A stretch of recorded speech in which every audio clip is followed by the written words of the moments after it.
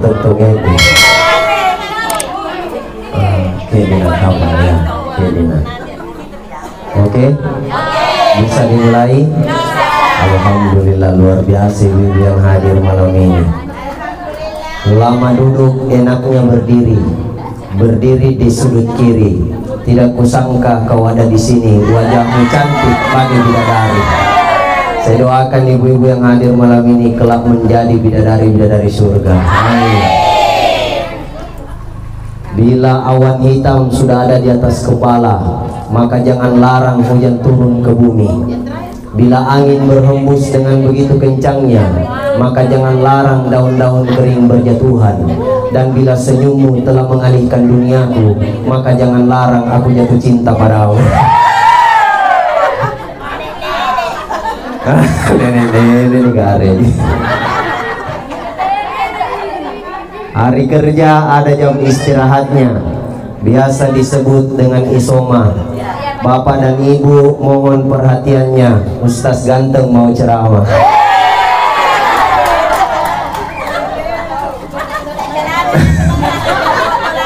Di Bulukumba banyak penjual songkolok, belinya di dekat taman kota.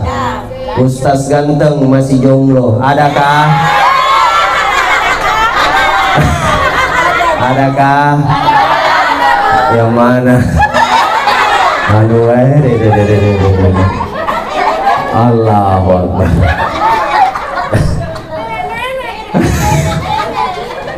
Assalamualaikum warahmatullahi wabarakatuh. Baru sedih bilang pura mana nih mana? Purani? Purani? Berarti saya yang belum. Saya ulangi. Assalamualaikum warahmatullahi wabarakatuh. Alhamdulillahi rabbil alamin. Wabihi nasta'in ala umuri dunia wa din. Wassalatu wassalamu ala rasulillah Muhammad ibni Abdillah wa sahibihi wa man tabi'ahum bi ihsanin ila yaumiddin. Rabbi syrah li sadri wa yassir li amri wahlul 'uqdatan min lisani yafqahu qawli. Hasbunallah wa ni'mal wakil, ni'mal maula wa ni'man nasir, wala haula.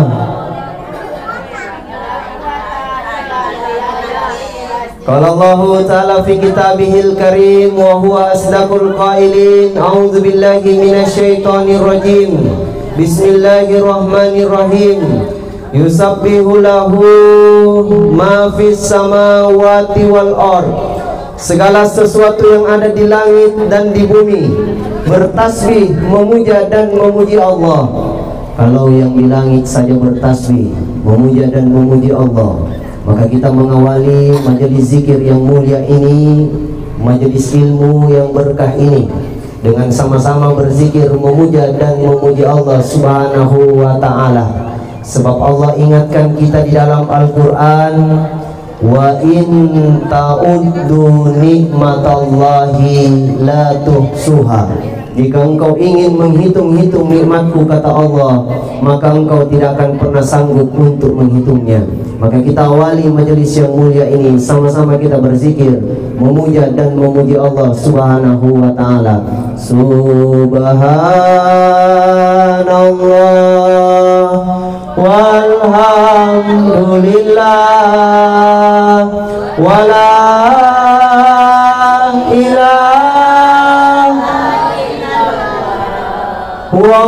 wallahu akbar. La ilaha illallah. Semua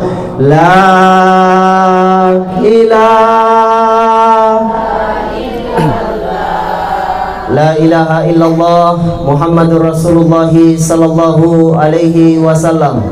Kalimatul haq, alaiha nahya, dengan itu kita hidup, wa alaiha namut, dengan itu kita mati, wa biha insyaallahu minal aminin, dan insyaallah dengan kalimah la ilaha illallah kita semua kembali menghadap Allah Subhanahu wa ta'ala. Amin ya rabbal. Kemudian kita mengawali majelis yang mulia ini dengan berkirim salam dan salawat kepada baginda Nabi besar Muhammad sallallahu alaihi wasallam. Nasabah makadai pun Allah subhanahu wa ta'ala riladana Al-Quran melebihi. Innallaha wa malaikatahu yusalluna ala nabi. Jangankan manusia, jangankan seorang hamba, Allah dan seluruh malaikatnya bersalawat kepada baginda Nabi besar Muhammad sallallahu alaihi wasallam. Sama-sama. Sallallahu ala Muhammad sallallahu alaihi wasallam. Sallallahu ala Muhammad sallallahu alaihi wasallam. Assalamualaikum ya Rasulillah. Assalamualaikum ya Habiballah. Semoga yang senantiasa bersalawat kepada Nabi kelak mendapat syafaat dan pertolongan Rasulullah Muhammad sallallahu alaihi wasallam. Amin ya rabbal alamin. Sebab dialah seorang nabi sekaligus pemimpin yang sampai akhir hidupnya, sampai penghujung nafas terakhirnya memikirkan kita semua umatnya dengan ucapan ummati, ummati, ummati, umatku, umatku, umatku. Beliau pun telah bersabda, tuba liman ro'ani wa amanabi. Upuk paha atau purai mitaka nama tepe lauria.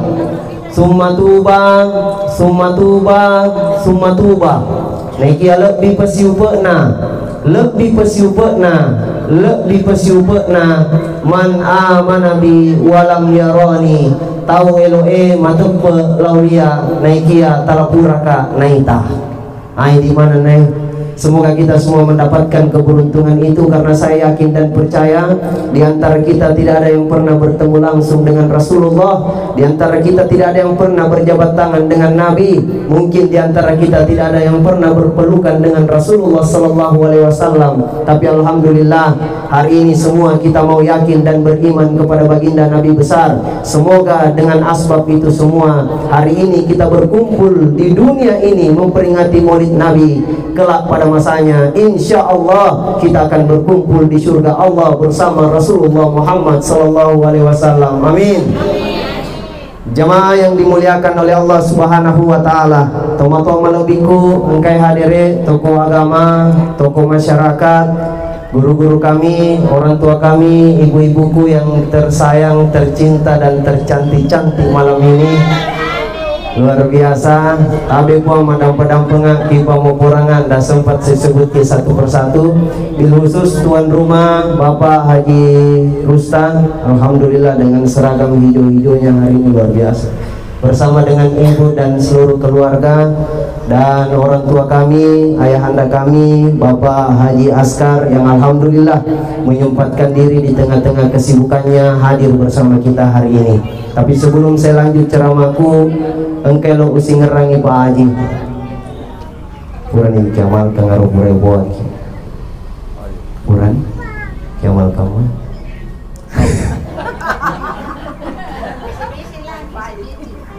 ada satu amalan Nabi sebelum tinggalkan rumahnya sudah saya tanya Pak Haji, tapi alhamdulillah beliau sudah amalkan. Mau kita juga tahu Nabi Muhammad sallallahu alaihi wasallam itu sebelum tinggalkan rumahnya pasti bersedekah sama istrinya.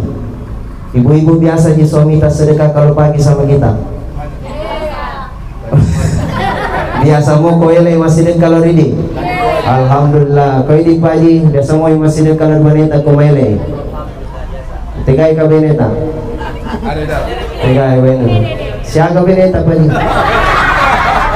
Hah? Nampai seti. Oh, nampai gare seti. Baju. Biasa. Biasa mau pagi masih dek kalori koele. Biasa mau alhamdulillah. Nabi setiap pagi itu sedekah sama istrinya. Bagaimana Nabi sedekah sama istrinya? Sebelum Nabi tinggalkan pintu rumahnya, Nabi panggil istrinya, "Ya Humairah, wahai istriku yang berkulit kemerah-merahan, ta'al, sini sebentar." Kemudian kalau istrinya Nabi sudah ada di hadapan Nabi, maka kemudian terlebih dahulu istrinya Nabi yang muliakan suaminya. Bagaimana caranya istrinya muliakan Nabi? Nah, istrinya Nabi cium tangannya suaminya, begini caranya dia cium bolak-balik begini.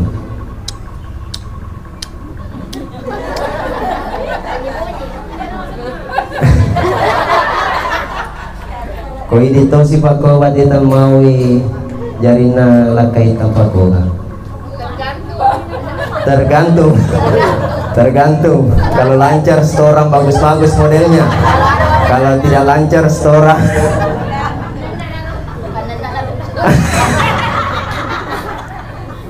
Kenapa? Karena istrinya Nabi setiap pagi cari ridhonya suaminya, dengan sebelum berangkat kerja suaminya, sebelum tinggalkan rumah suaminya, cari ridho keberkahan dari suami. Kenapa? Karena Nabi memang ajarkan 3. Kalau mau dapat ridhonya Allah ada 3 jalannya. Seorang istri mau dapat ridhonya Allah, maka terlebih dahulu kejarlah ridhonya suamimu. Yang kedua, seorang siswa, seorang siswi, seorang mahasiswa mau dapat ridhonya Allah, maka terlebih dahulu dapatkanlah ridhonya guru-gurumu, dosen-dosenmu di sekolah. Dan yang ketiga, seorang anak kalau mau dapat ridhonya Allah, maka terlebih dahulu kejarlah ridhonya kedua orang tua kita. Kenapa? Ridhollahi fi ridhol walidain wa syuhdillahi fi syuhdil walidain. Ridhonya Allah ada pada ridho kedua orang tua kita, dan murkanya Allah, bencinya Allah ada pada murka dan bencinya kedua orang tua kita. Maka setelah istrinya muliakan tangan suaminya, maka giliran Nabi yang muliakan istrinya. Bagaimana Nabi muliakan istrinya setiap pagi? Nabi kecup keningnya istrinya, Nabi cium pipinya istrinya, baru Nabi tinggalkan rumah. Pertanyaanku, Bu, biasa mau Pak Haji mau kiko mele, nah cium di kanita, pipita juga, alhamdulillah, mantap Pak Haji. Itu katanya. Saya tidak tahu kalau ini ibu-ibu sudah dapat ceritanya dan berkembang di Kabupaten Bulukumba, tapi saya kira keliru ini cerita. Itu katanya belakangan ini kalau suami mau keluar rumah cari rezeki, maka terlebih dahulu perhatikan posisi tidur istri. Kalau istri tidur menghadap ke kiri, maka Pak Haji Askar harus keluar rumah cari rezeki langsung belok kiri karena rezeki ada di kiri. Kalau istrinya Pak Haji Askar tidur menghadap ke kanan, maka Pak Haji harus keluar rumah langsung belok kanan karena rezeki ada di kanan. Tapi kalau istrinya Pak Haji tidur menghadap ke atas, maka Pak Haji Askar tidak perlu keluar rumah karena rezeki sudah ada di depan mata.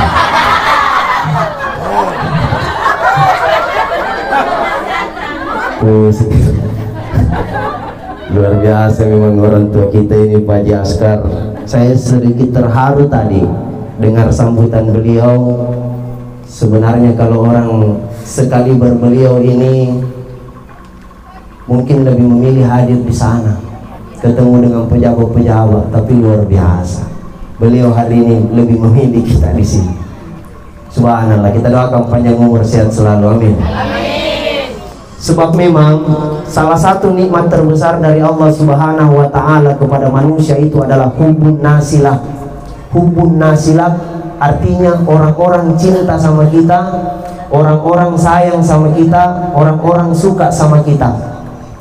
Seorang pejabat yang dicintai oleh rakyatnya, maka jabatannya adalah nikmat. Seorang polisi yang dicintai oleh rakyat, maka profesinya adalah nikmat. Orang kaya yang dermawan, rajin bersedekah, rajin bersilaturahmi, maka kekayaannya adalah nikmat. Dia tidak hanya dicintai oleh masyarakat, tapi juga dicintai oleh Allah Subhanahu wa Ta'ala. Dalam sebuah hadis qudsi, Allah Subhanahu wa Ta'ala berfirman, "Uhibbul ganiyal karim wa uhubbil fakiril karim asyaddu." Upoji nasem narikong katosogi na malabo, naikia lebih pasiupojin na narikong kato kasiasi na malabo. Upoji nasem narikong ka tomatoa nama pato masempajang, naikia lebih pasiupojin na narikong kakalolo nama pato masempajang. Upoji naseng narikong kato kasiasi nama pakatuna ale nekia lebih pasi upojina narikong kapejaba engkau tosogi nama pakatuna ale. Tapi sebaliknya kata Allah, ugeliwi narikong kakalolo nama kutu masem pajang nekia lebih pasi ugelina pade matoa pade ini dapat terima banyak sedih pak. Ugeli naseng narikong kato sogi nama tempo naikia lebih pesi ugelina ya to pakasiasi ya to pa ugeli naseng narikong kato kasiasi nama seke naikia lebih pesi ugelina narikong kato sogi nama seke. Saya berdoa dan berharap kepada Allah Subhanahu wa taala semoga kita semua tergolong orang-orang yang dicintai olehnya dan kita dihindarkan dari golongan orang-orang yang dibenci oleh Allah Subhanahu wa taala. Amin ya rabbal alamin. Bapak Ibu jamaah yang dimuliakan oleh Allah Subhanahu wa taala. Sebelum saya lanjut, saya mau tanya dulu, apa tujuan kita memperingati Maulid Nabi besar Muhammad sallallahu alaihi wasallam? Apa tujuan kita memperingati Maulid Nabi Muhammad sallallahu alaihi wasallam?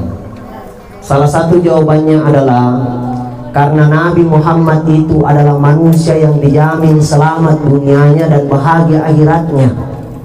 Dan saya yakin kita semua yang hadir malam ini ingin juga demikian. Kita mau selamat kita punya dunia dan kita juga mau bahagia kita punya akhirat. Itulah mengapa Allah Subhanahu wa taala mengutus seorang nabi agar kita jadikan suri tauladan yang terbaik untuk kita agar mampu mendapatkan keselamatan dunia dan kebahagiaan akhirat. Maka setiap tahun kita memperingati Maulid Nabi. Kita buka lembaran sejarah seorang pemimpin. Kita buka lembaran sejarah seorang nabi yang bernama Rasulullah Muhammad sallallahu alaihi wasallam. Dan ada lagunya tentang nabi itu, saya yakin ibu-ibu orang tuaku semua hafal di sini. Coba sama-sama kita sependang antum. Pada zaman dahulu kala, pada zaman jahiliyah, lahirlah seorang Rasul yang terakhir dan mulia. Siapa namanya? Kalau ibunya Siti Aminah ibunya. Kalau bapaknya Abdullah nama ayahnya. Di mana tinggal? Madinah tempat tinggalnya. Ah, ini mana semua anak-anak ini? Biasa kalau maulid orang banyak anak. Tidak ada. Aco, kalau kau bisa jawab pertanyaanku, maju ke sini, ku kasih hadiah. Coba siapa yang bisa sebutkan saya namanya Nabi, namanya mamanya, namanya bapaknya, di mana tinggal? Maju sini, ku kasih hadiah.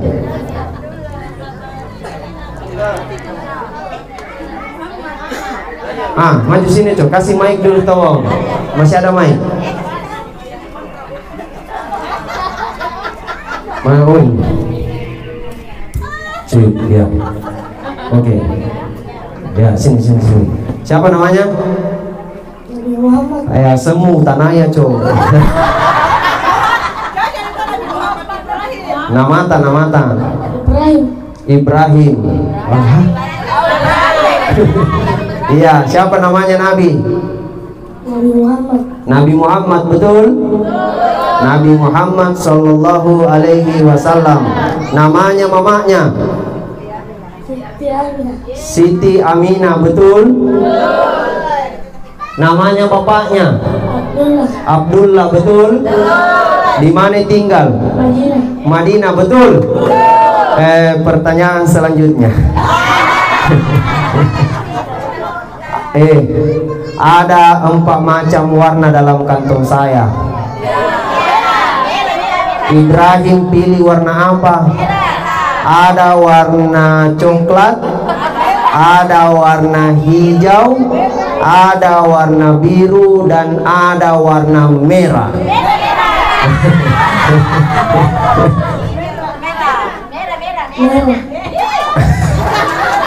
Warna merah. Ada itu nak masih yang mustahil. Semua dia padibotin. Betul, tidak berubah warna merah. Kita lihat hadiahnya warna merah, betul. Warna biru, warna coklat, warna hijau, warna merah. 10.000 rupiah.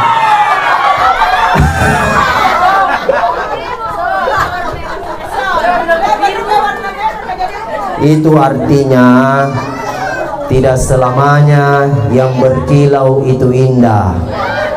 Betul.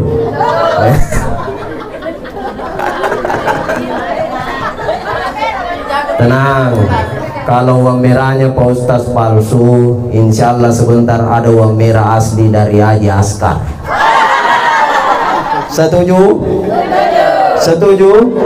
Pertanyaan saya sebentar umum, bisa dijawab sama ibu-ibu, bisa dijawab sama anak-anak, bisa juga bapak-bapak. Tapi kalau tidak ada yang bisa jawab, saya sendiri yang jawab, berarti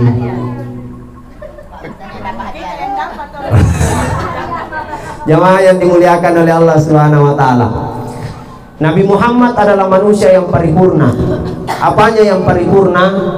Khalqan, fisiknya, wahulukan, akhlaknya. Nabi Muhammad orangnya ganteng.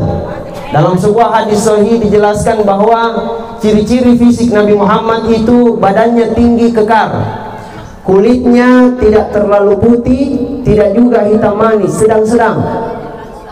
Dan Nabi Muhammad orangnya tajam matanya, tapi meneduhkan. Anak sabang kata tahu bolak matana tapi mau kata tahu. Kalau Nabi Muhammad tajam matanya tapi meneduhkan. Dan Nabi putihnya paling giginya paling putih karena Nabi rajin bersiwak. Kalau sekarang sikat gigi. Ibu-ibu yang cantik-cantik kemudian putih giginya tambah cantik. Tapi kalau ibu-ibu yang cantik kemudian mari di sini.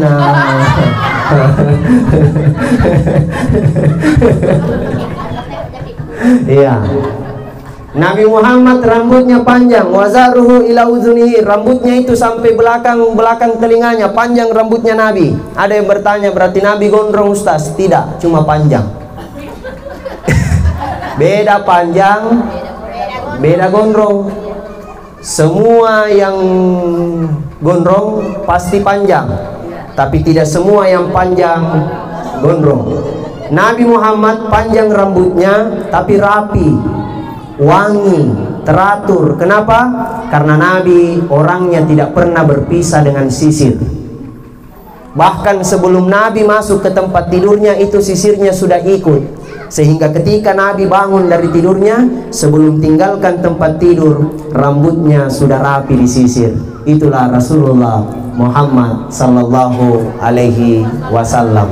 Wahulukan, akhlaknya yang paripurna.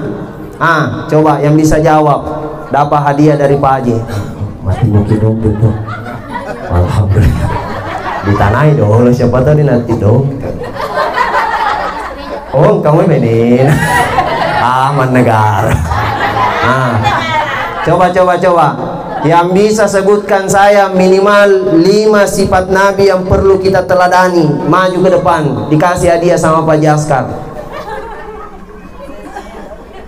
Kode naule 5 telu nah.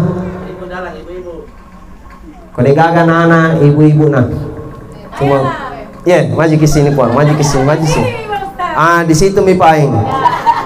Iya, kasih mic dulu. Iya, tabe puan. Iya. Iya.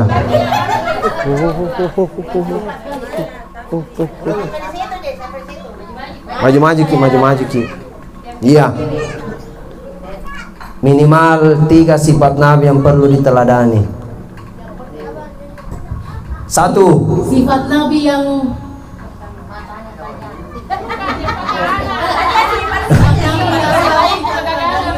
Satu. sabar. Sabar, betul? Iya. Dua. Penolong. Penolong, iya, boleh. Saya Divi. Dan jujur. Jujur, masya Allah, betul. Betul. Jujur atau sidik. Jemput hadiah sama Pak Haji. Salamullah ala toha rasulillah, salatullah salamullah ala yasin habibillah, tawassalna bi bismillah wa bil hadi rasulillah wa kulli mujahidin lillah bi alil badri ya Allah. Ibu bapak jamaah yang dimuliakan oleh Allah Subhanahu wa taala, tetiasarani lewat. Sering kita mendengar, saya singkat-singkat padat ini dan insya Allah jelas. Jaskar tadi bilang insya Allah Pak Ustaz akan jelaskan secara lengkap. Tapi kalau kita mau bicara tentang Nabi secara lengkap, maka meskipun 1 tahun kita ceramah tidak habis dibaca tentang Nabi. Itulah Rasulullah Muhammad Sallallahu Alaihi Wasallam. Tidak habis pemirsa 1 tahun dipakai waktu untuk bahas Nabi, tidak akan habis. Itulah kebesaran Rasulullah Muhammad Sallallahu Alaihi Wasallam. Sering kita mendengar orang berkata Nabi besar Muhammad Sallallahu Alaihi Wasallam. Pertanyaan saya, di mana letak kebesaran Nabi? Di mana letak kebesaran Nabi? Apakah karena Nabi orang kaya? Tidak. Nabi kehidupannya sederhana. Ada satu penjelasan seperti ini. Ketika Rasulullah SAW meninggal dunia, di zaman Khalifah Umar bin Khattab, itu pernah ada satu keanehan. Apa itu? Kadang-kadang Khalifah Umar tertawa sendiri, kadang-kadang Khalifah Umar menangis sendiri. Nareko micawa ki maiga tahu masipa. Tapi kalau ketawa sendiri aneh. Maka ditanya sama sahabat, wahai Khalifah, mengapa kadang-kadang kita tertawa sendiri dan mengapa kadang-kadang kita menangis sendiri?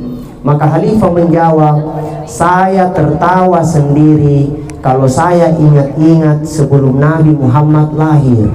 Dulu saya adalah seorang penyembah berhala.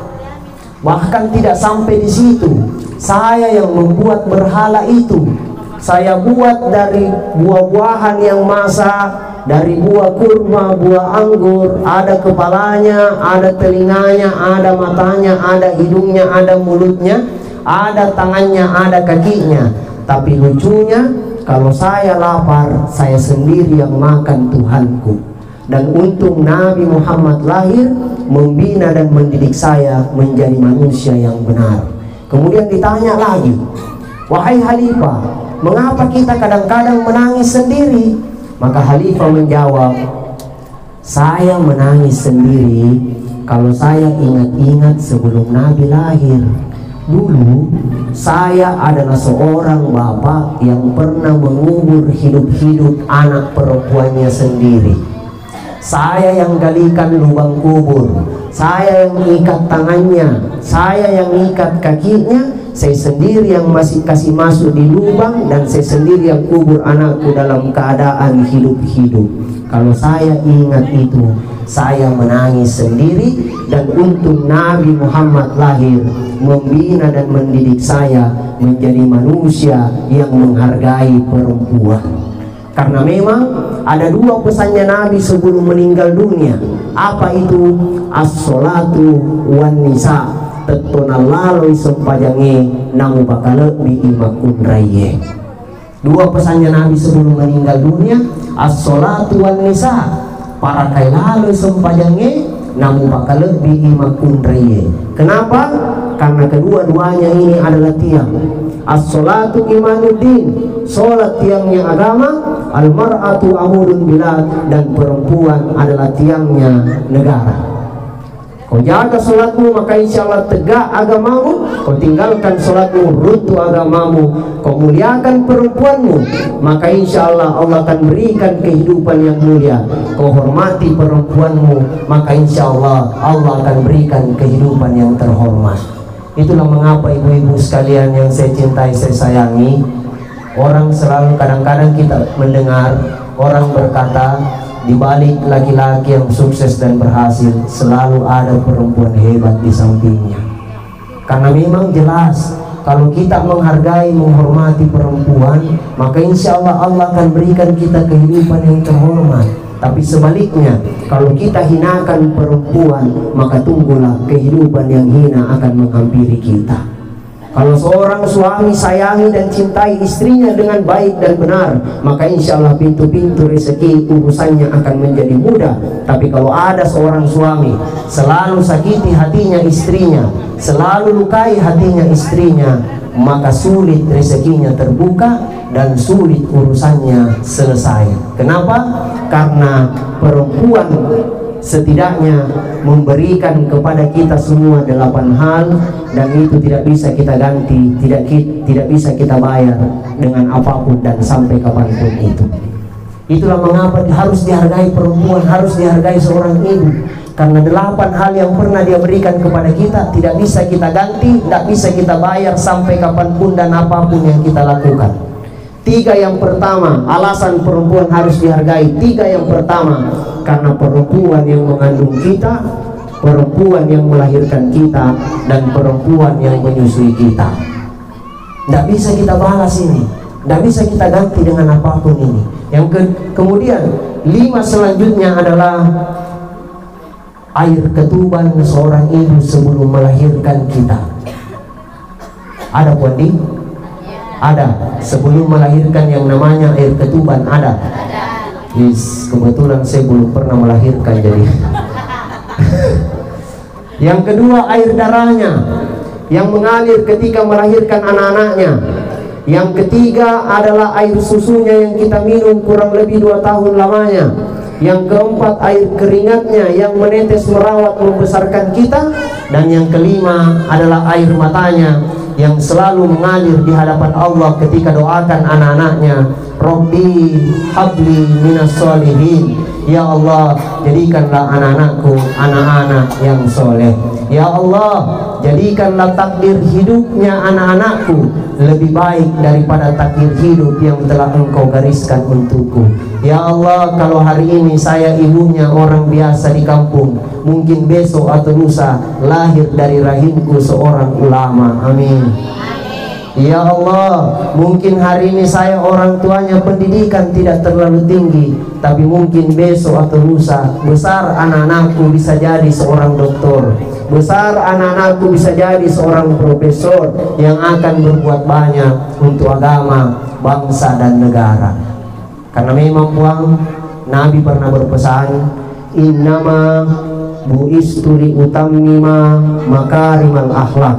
Tidaklah aku diutus ke permukaan bumi ini kecuali untuk menyempurnakan akhlakul karimah.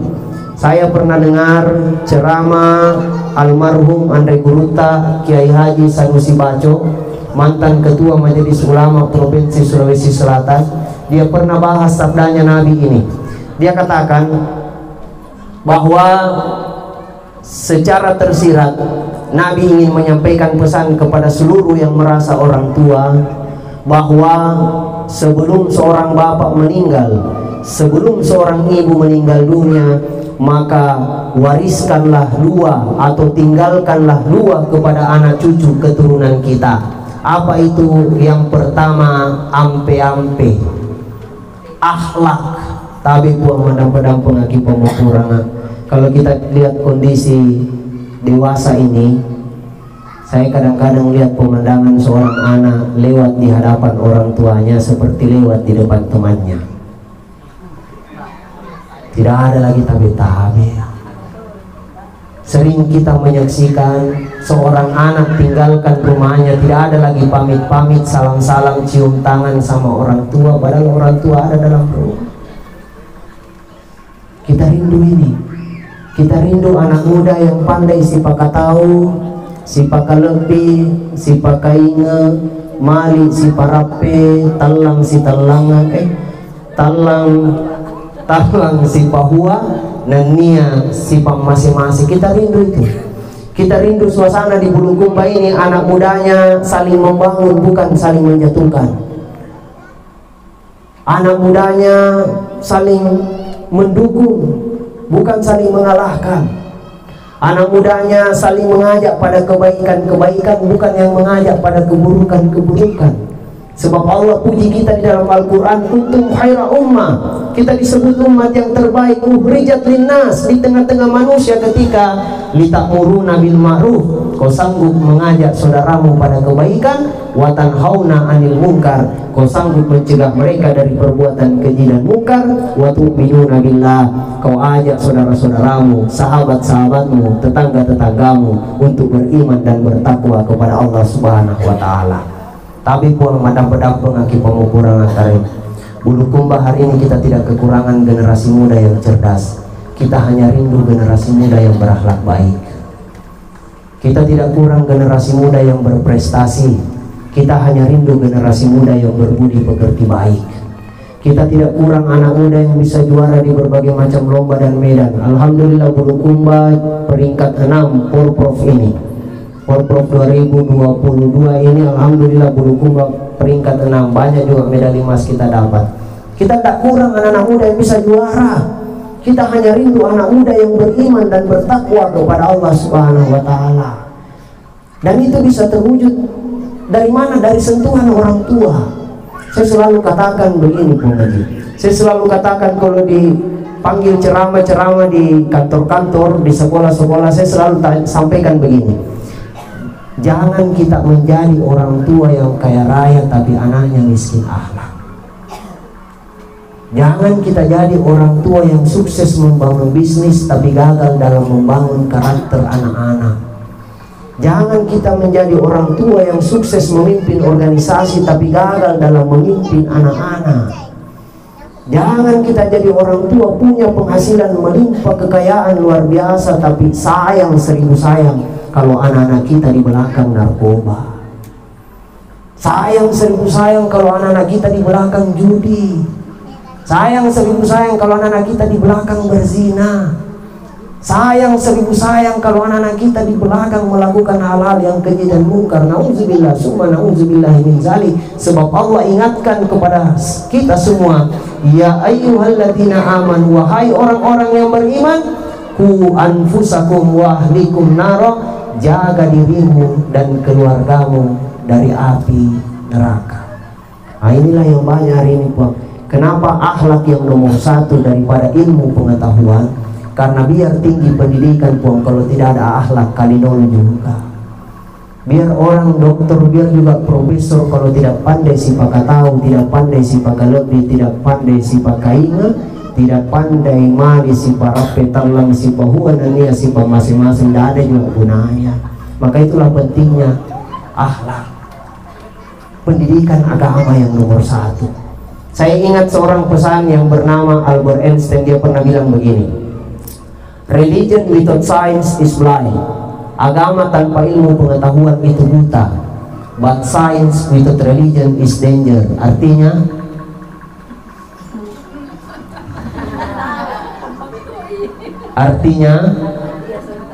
buanglah sampah pada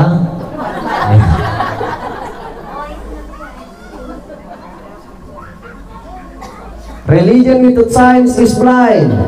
Agama tanpa ilmu pengetahuan itu buta. But science without religion is danger. Tapi ilmu pengetahuan tanpa didasari ilmu agama yang baik itu sangat berbahaya. Tidak dilarang anak-anak pintar matematika, buang. Tidak dilarang anak-anak kuasai teknologi dan informasi. Tidak dilarang anak-anak cerdas biologi, geografi, dan lain sebagainya. Tapi jangan lupa orang tua, cerdaskan agama anak cucu keturunan kita. Kenapa? Kalau dia hanya pandai kali-kali, tambah-tambah, kurang-kurang, maka insya Allah ketika besar nanti kalau tidak ada pendidikan agama yang melekat dalam hati sanubarinya, besok atau lusa dia dewasa, dia akan sulit bedakan mana yang halal, mana yang haram, mana yang hak, mana yang batil. Itulah jawaban hari ini. banyak orang-orang cerdas dunianya tapi masuk penjara. Kenapa? Cuma cerdas tambah-tambah kali-kali bagi-bagi, tapi dia tidak bisa bedakan mana yang halal, mana yang haram, mana yang hak, mana yang batil. Itulah salah satu hikmah besar Maulid Rasulullah Muhammad SAW adalah pendidikan kepada anak. Karena memang anak ini yang nomor satu, buah. Anak yang nomor satu. Idza matal insan, kalau bapaknya nanti meninggal dunia. Idza matal insan, kalau ibunya nanti meninggal dunia. An qata anhu amaluhu illa min salasa, terputus amal ibadah kecuali 3, dan diantara yang 3 ini adalah waladun sholihun, anak yang soleh. Ini pesannya Nabi. Waladun sholihun, anak yang soleh. Tapi mungkin hari ini kita sebagai orang tua semua, setelah sholat 5 waktu masih mampu mengangkat kedua tangan doakan orang tua kita almarhum dan almarhumah kalau sudah meninggal dunia. Rabbi ghfirli wali walidayya warhamhuma kama rabbayani shaghira. Karena memang itu najarkan ke orang tua tak dulu. Nah, kuburo mas sempajang cado-cado mo ko cinampe akai wali mamu Rabbi ghfirli wali walidayya warhamhuma kama rabbayani shaghira. Pertanyaannya, akankah 10, 20, 30 tahun ke depan ketika kita semua ini sudah meninggal dunia, akankah mereka-mereka ini yang kecil-kecil mampu juga mengangkat tangannya mengingat dan mendoakan orang tuanya? Belum tentu. Belum tentu kalau hari ini kita lupa tanamkan pendidikan agama kepada mereka. Hari ini mungkin kita sebagai orang tua masih mampu berziarah ke makam orang tua kita. Kemudian kita doakan di samping makamnya, Assalamualaikum ya ahlad diyar, keselamatan bagi kalian duhai para penghuni kubur. Wa inna insyaallahu bikum lahikun, dan insyaallah kami juga akan menyusul kalian. Nas'alullah lana wa lakum afiyah, kami mohon kepada Allah keselamatan untuk kami dan kalian. Pertanyaannya, akankah 10, 20, 30 tahun ke depan ketika bapak sudah ada di alam barzah, ketika ibu sudah ada dalam sempitnya alam kubur, akankah anak cucu keturunan kita yang pernah kita didik, kita besarkan juga mampu berziarah ke makam kita, kemudian doakan yang terbaik untuk kita? Belum tentu. Belum tentu kalau hari ini kita lupa tanamkan pendidikan agama kepada mereka. Yang ditunggu-tunggu nanti itu doanya di seorang anak. Kalau bapak meninggal, ibu meninggal, yang paling ditunggu itu doanya anak. Hari ini mungkin kita masih mampu buka-buka Al-Quran sebagai orang tua, baca 1 halaman, 2 halaman, 3 halaman. Yasin wal Quranil Hakim. Menetes air mata kita mengaji, kita ingat almarhum bapak, kita ingat almarhumah ibu. Kita mungkin masih mampu minta kepada Allah, ya Allah, andai kata ada pahalanya bacaan Al-Quranku ini, saya hadiahkan untuk almarhum bapakku, ya Allah. Andai kata ada hadiahnya, pahalanya bacaan Al-Quranku ini, saya sedekahkan untuk almarhumah ibuku, ya Allah. Pertanyaannya, 10, 20, 30 tahun ke depan ketika kita ini sudah ada di dalam kubur, sanggupkah juga anak cucu keturunan kita baca-baca Al-Quran, kemudian dia masih ingat kita, kemudian dia minta kepada Allah, ya Allah, kalau ada pahalanya ini saya kasih mamaku. Itu yang kita tunggu dan itu yang kita harapkan. Doa-doanya anak-anak nanti ketika orang tua sudah meninggal dunia, ya Allah, Allahumma ja'al kuburahum raudatan min riyadil jinan. Ya Allah, jadikanlah kuburnya orang tuaku taman di antara taman-taman surgamu. Wala taj'al kuburahum hufratan min hufarin niran, dan jangan jadikan kuburnya lubang di antara lubang-lubang neraka. Itu yang kita tunggu. Maka pendidikan kepada anak, khususnya pendidikan agama, itu penting sekali, Pak. Coba kita lihat realita dan kejadian hari ini, belakangan ini. Anak usia 4 tahun, 5 tahun, 6 tahun, semua pegang H. Semua pegang H. Buka mata, buka H. Buka mata, buka face. Buka mata, nonton YouTube. Buka mata, putar tik. Kenapa lama kok? Pertanyaan saya satu saja sebelum saya tutup saya punya ceramah. Berapa kali anak kita buka HP dalam sehari? Dan berapa kali anak-anak kita buka Al-Quran untuk ngaji dalam satu hari? Coba, satu saja renungan malam ini jamin terlalu banyak. Yang penting ada berbekas. Berapa kali anak kita buka HP untuk nonton YouTube dalam satu hari, dan berapa kali mereka buka Al-Quran untuk mengaji? Air itu nangis buang. Kenapa? Kenapa ini bisa terjadi? Kadang-kadang yang kasih contoh orang tua.